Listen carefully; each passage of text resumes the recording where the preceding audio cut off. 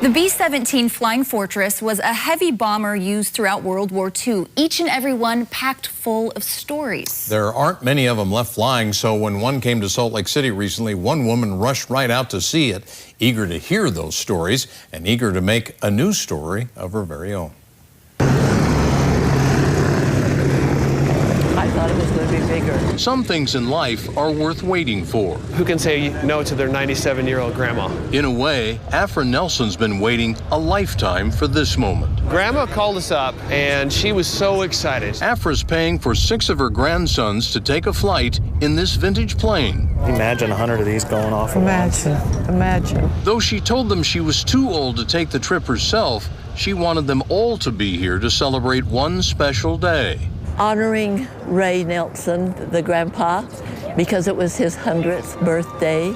Ray Nelson, Afra's husband. Worked on the B-17s with the radar equipment and radio that was damaged. He spent years working on air bases overseas during World War II. My sweetheart was over in England. She calls him her sweetheart because they met in high school, even though he wasn't interested at first. I chased him until he became interested. And while he was doing his part in the service, Afra wanted to do hers. Took my dad's car, went up to Hill Air Force Base. She ended up as a civil servant working at Hickam Airfield in Hawaii, next to Pearl Harbor. I had background in secretarial work. And there she stayed until she got word that Ray came home.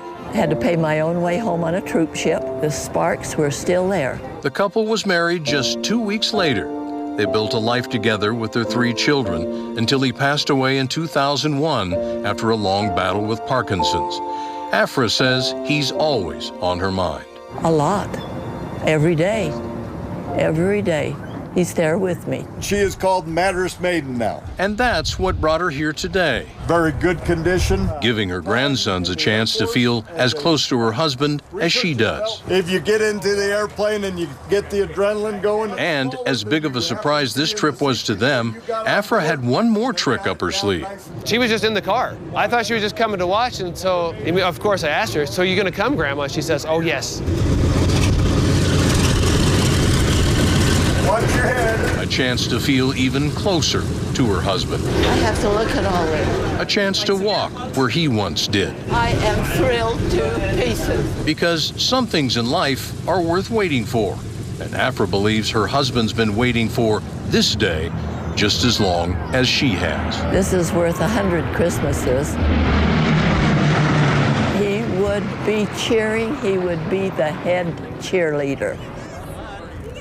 Quite a ride there. Afra's family credits her sister-in-law for talking her into actually getting on the plane for the ride. If you're wondering how she came to choose those 6 grandsons to take the trip with her, well, they were her husband's pallbearers.